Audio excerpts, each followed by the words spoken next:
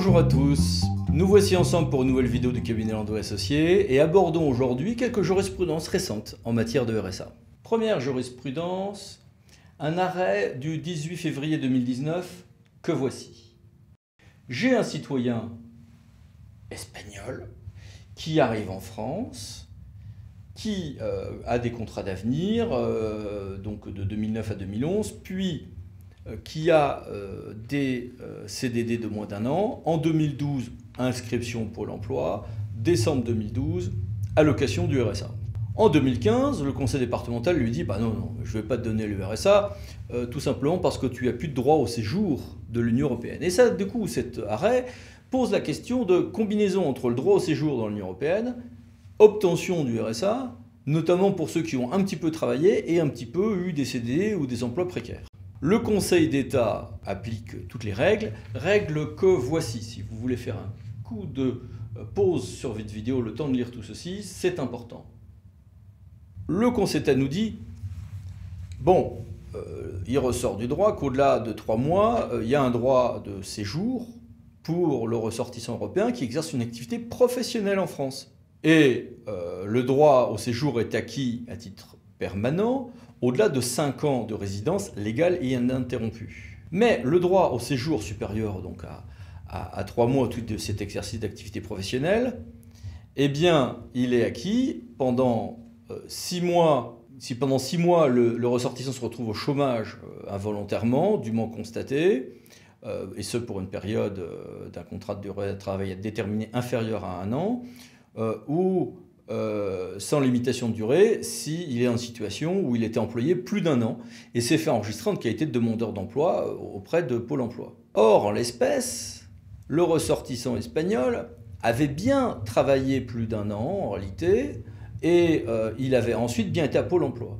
Donc peu importe qu'ensuite il n'ait pu respecter les conditions, il avait déjà le droit à la résidence permanente au titre de ces premières périodes de contrat pendant quasiment 2 ans, puis ensuite de Pôle emploi. Donc quand on combine les deux, c'est bon. La seule circonstance que le contrat qui a précédé l'inscription en qualité de demandeur d'emploi a été de moins d'1 an. C'était ça que soulevait le département en disant attendez, juste avant d'être à Pôle emploi, vous étiez sur un contrat de moins d'1 an. Oui, mais avant le contrat de moins d'1 an, il avait travaillé pendant 2 ans. Donc du coup, on n'est plus dans la limitation du droit au séjour à l'intéressé à partir de 6 mois, et donc du coup, il a bien droit à son RSA. Premier arrêt. Autre arrêt, c'est évidemment, il y a l'arrêt très connu maintenant du Conseil d'État du 15 juin 2018 sur le département du Haut-Rhin, mais que je voudrais combiner avec le théâtre de Grenoble du 27 décembre 2018, donc un jugement également sur la question du RSA et du bénévolat.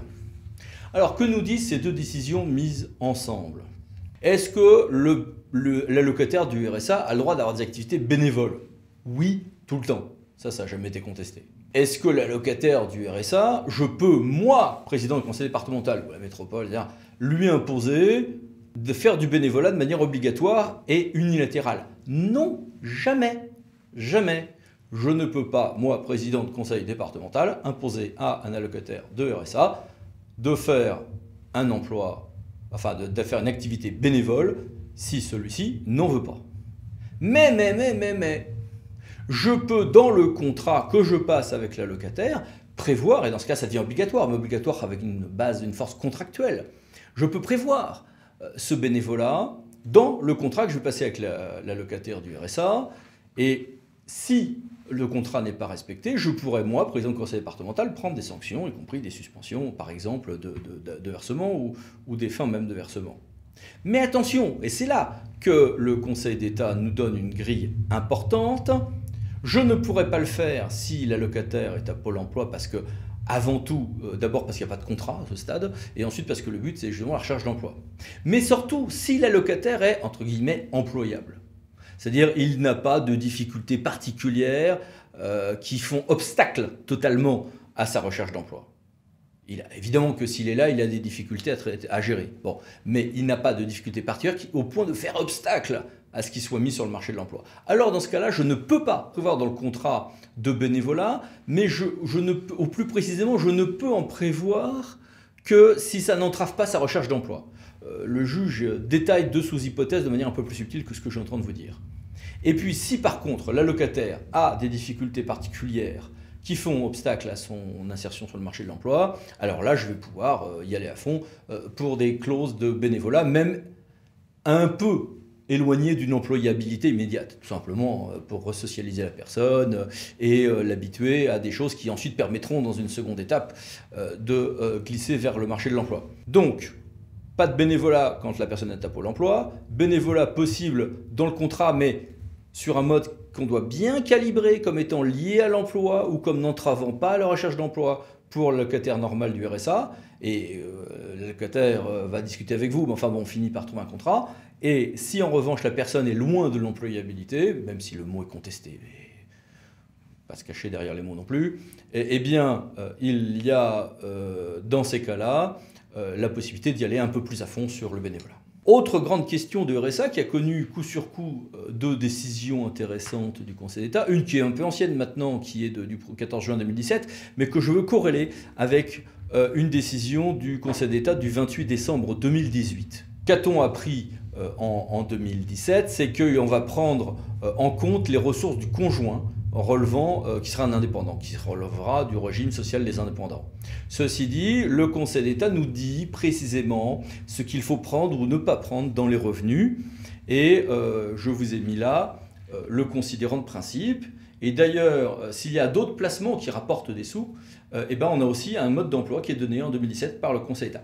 Mode d'emploi très précieux et globalement assez opérationnel, mais qui nécessite d'entrer un peu dans le dossier. Ce qui est intéressant, c'est le mode d'emploi complémentaire qui nous est donné par l'arrêt donc du 28 décembre 2018 du Conseil d'État. Le Conseil nous dit ces revenus des indépendants, les revenus professionnels non salariés de manière générale, sont à prendre en compte. Ouais, ça, c'est pas un scoop.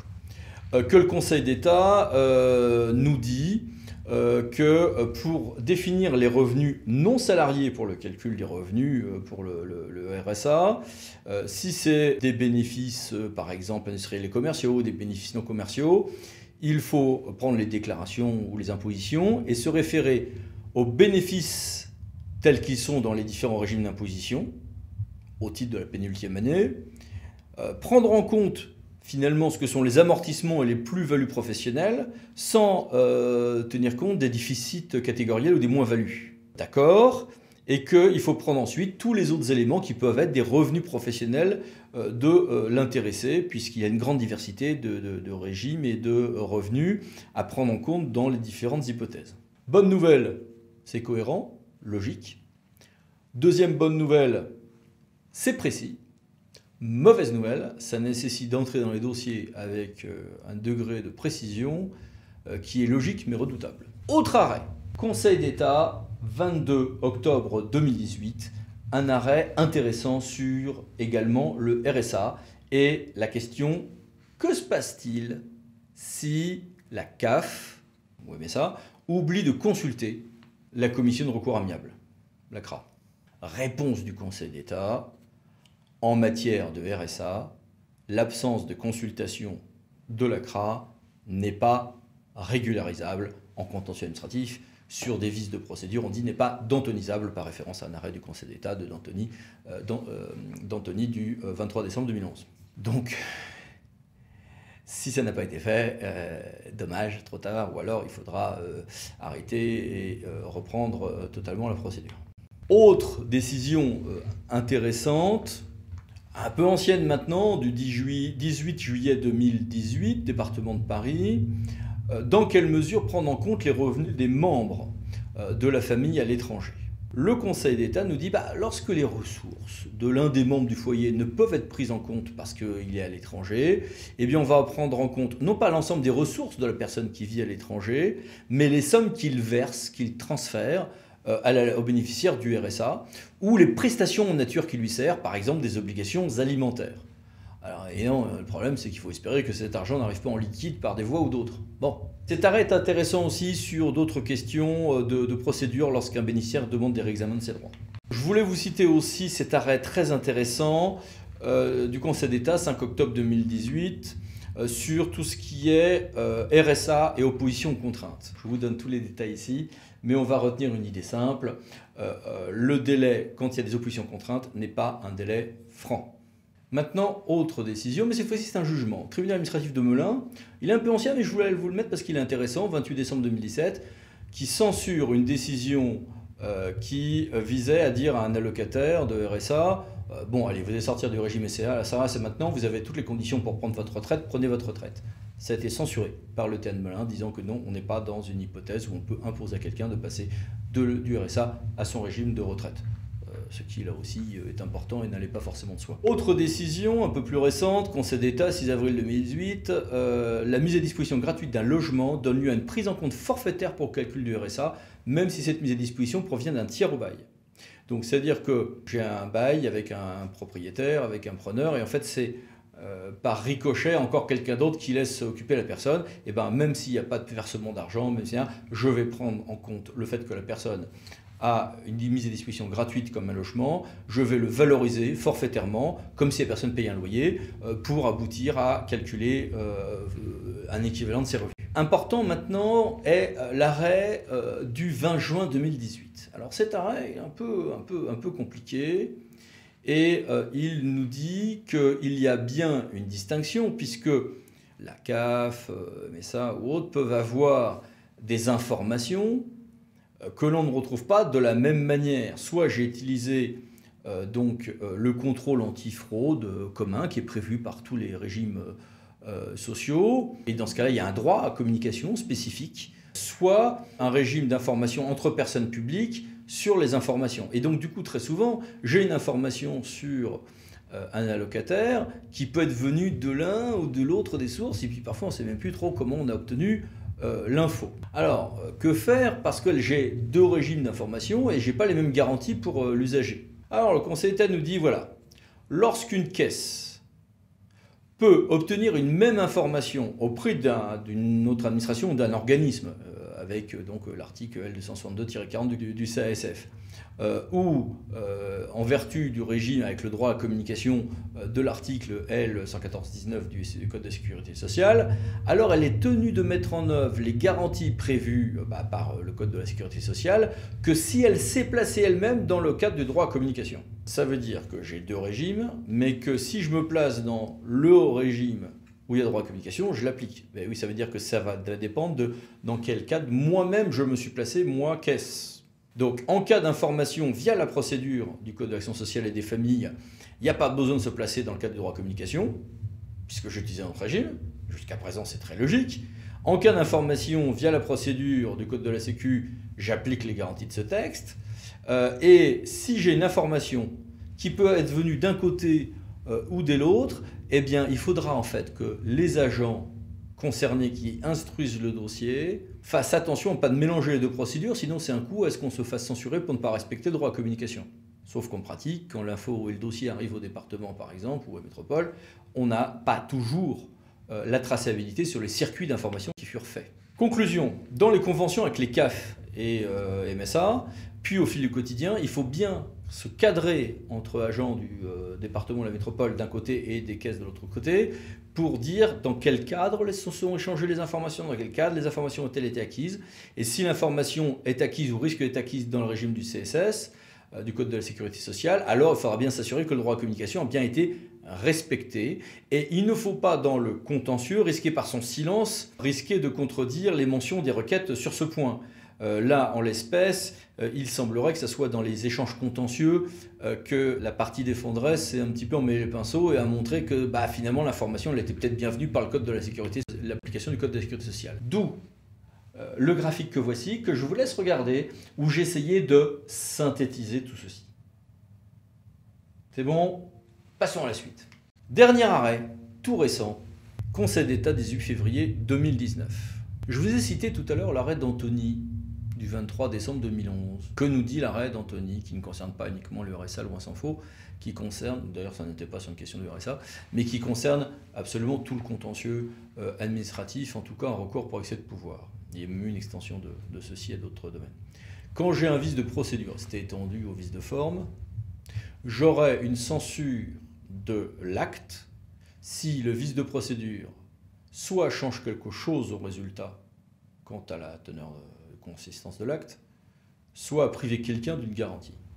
Et là, nous revenons au droit à communication, justement. En l'occurrence, l'allocataire pouvait dire qu'on n'avait pas forcément respecté son droit à communication. Donc vous allez me dire, bah, donc on l'a privé d'une garantie, et donc évidemment, l'allocataire allait gagner son contentieux, puisque si on a oublié de l'informer de tous les éléments relatifs à son droit à communication, eh bien évidemment que dans ces cas-là, il y aura censure de l'acte pris en aval de cela. Et bien c'est là où le Conseil d'État, et c'est un arrêt qui à mon avis dépasse le cadre pur du RSA pour être une atténuation de la jurisprudence d'Anthony. En l'espèce, il s'agissait de faire usage du droit à communication par les organismes de sécurité sociale. Et lors de l'usage de ce droit, l'organisme de sécurité sociale, avant la suppression donc, du service de la prestation ou de la mise en recouvrement, donc, omet d'informer l'allocataire de la décision de supprimer le droit au RSA ou de récupérer un indu. Et il oublie à cette occasion-là donc de l'informer sur la teneur de l'origine des renseignements qu'il a obtenus, par exemple, de tiers par l'exercice de son droit à communication, et sur lesquels il s'est fondé. Eh bien, le Conseil d'État nous dit, bah oui, vous auriez dû l'informer.